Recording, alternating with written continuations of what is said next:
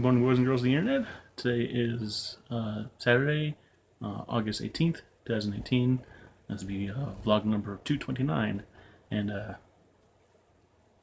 I'd be curious about this, but I got to ride in a Tesla today.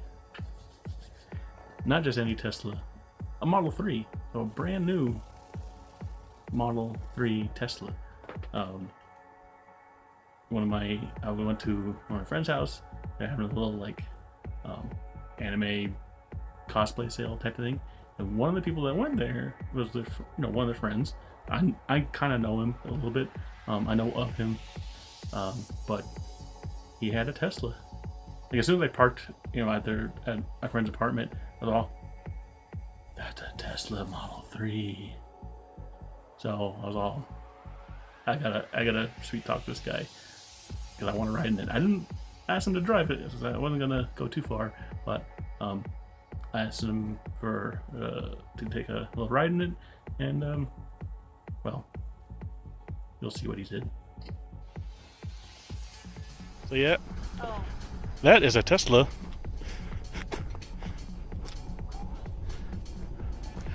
That is very much a Tesla. It's moving by itself.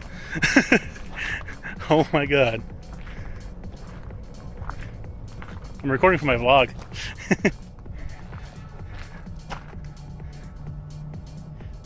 Now that's totally a show off move.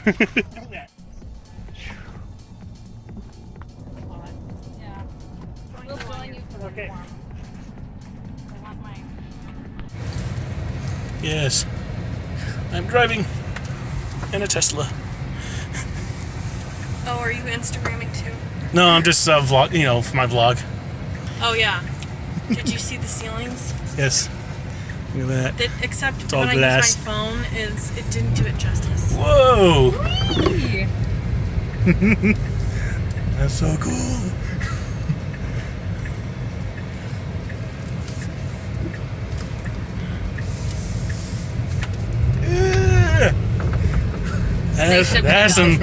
That's some get up and go, doesn't it? Yeah.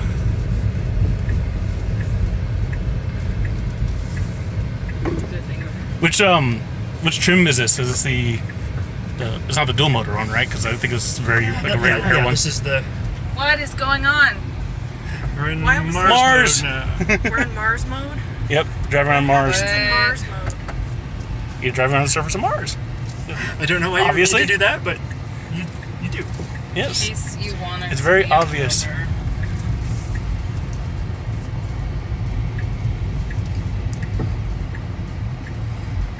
It's probably all kinds of weird like Easter egg stuff.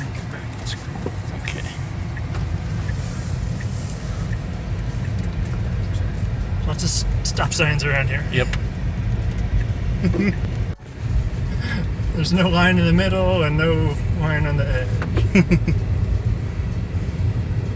So the car will be like, no! This is awesome. Yeah, freaking screen. Screen's redonkulous. I feel you, girl. Long range. What other kind of cool stuff they have? Oh. Yeah, I'm thirsty too because it's 108 and Just right. just like you're just writing on your car. Might as well. I mean, it's a tablet. Come on. It has your name on your tablet. In case you forget. That's so funny. You can publish it. What? You can like share it to. I don't know how that. Haven't tried that yet. You can You Instagram can- yeah. the driving seat.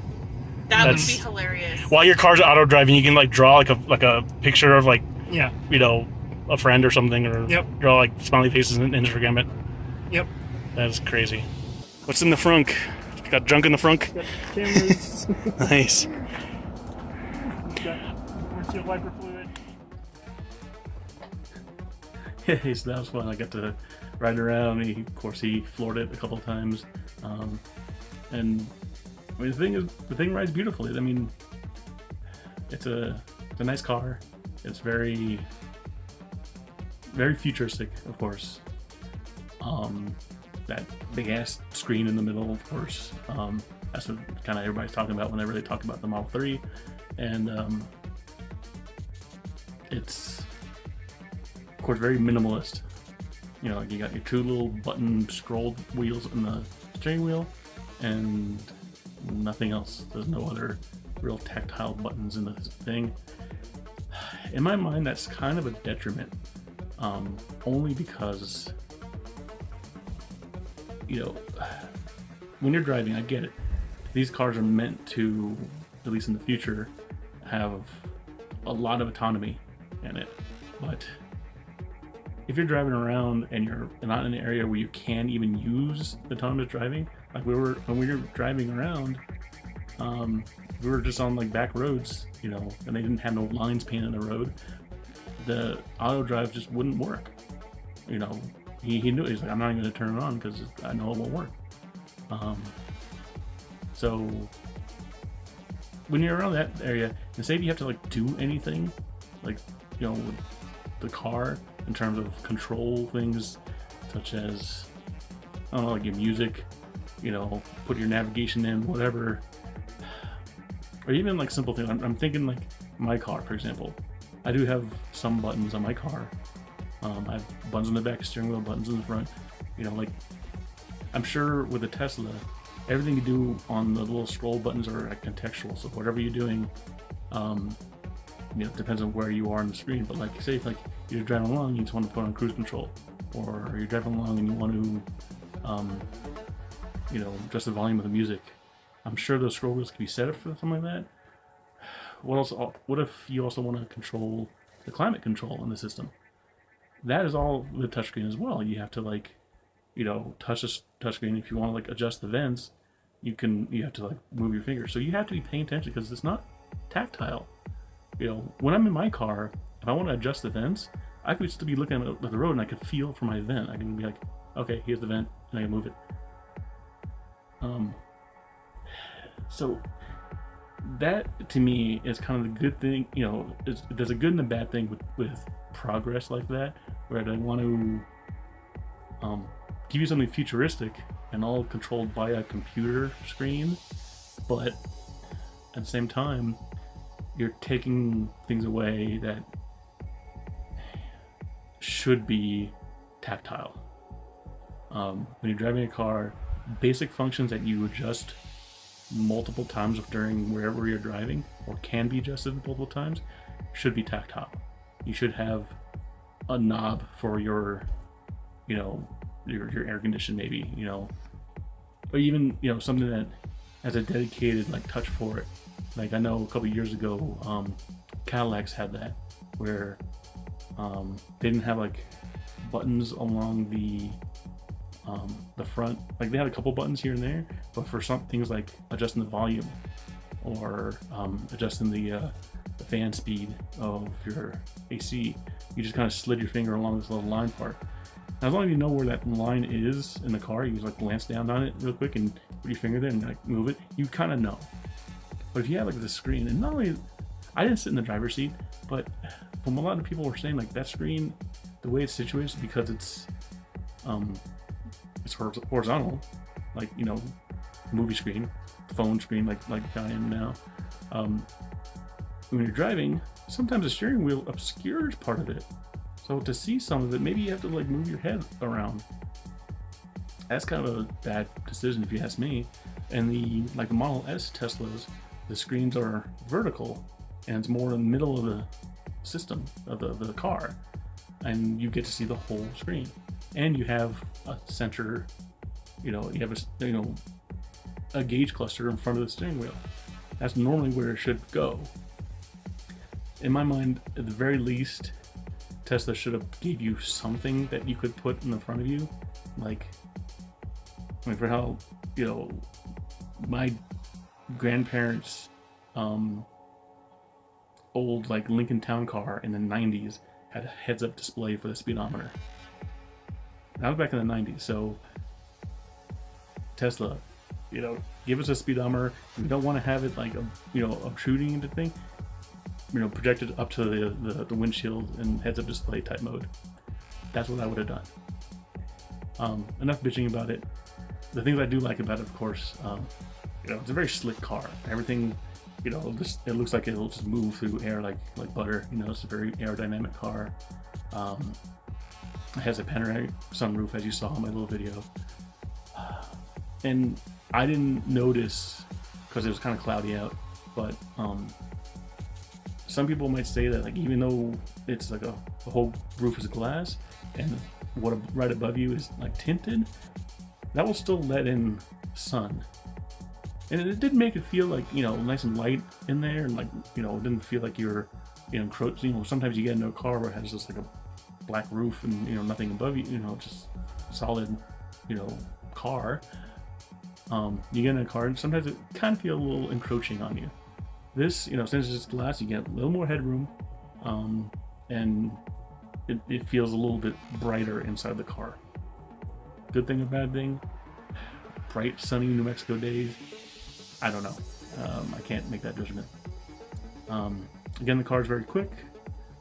It's comfortable in there. The ride was comfortable. I didn't feel like I was cramped. It's a slightly smaller car than a Model S. I've never sat in a Model S, so I can't compare. But it was comfortable. It was comfortable getting in and out. And of course, you saw the guy. He did the little party trick of like making the car back up by itself. That's pretty cool. It's something really cool. But one thing I would say, I live here in New Mexico. I don't think I would own a Tesla just yet. Not in New Mexico, unless you have an actual home with a garage that you can put it in. And a garage that you could put in a dedicated charger for. Because here in our city, yeah, there's places around the city that has EV chargers. And there might be a couple of Tesla specific chargers around, but that's probably few and far between. So you have to have a home system in order to keep the thing charged, because you got no other backup. You don't have a generator. You don't have gasoline to rely on to extend your range. So I would love to own a Tesla, just not here, unless I own a home. I ever since, like, you see more and more hybrids and more plug-in hybrids come out, I'm all like, even with the first Chevy Volt that came out, my work is only like 10 miles away. That thing has a range of like 33 miles. It's like I could get back and forth to work without using any gas. Things like that, I kind of considered. But here I am, I'm driving a big old V8, 5.7 liter Hemi gas guzzling car. I got good gas mileage. I was getting 21 miles a gallon today. At any rate, as you saw, I had a lot of good fun in the Tesla. It was the first time I ever rode into one. Next time, I'm gonna ask him to see if I can drive it. That'll be fun. So that's it for today. I'll talk to y'all later.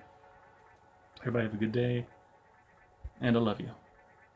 Oh, by the way, after we did that, I went to go hang out with a friend, so I took a quick little video of what we did. So check this out. Bye. I'm on an outing, Santa Fe Place Mall, with my girl. We're going shopping.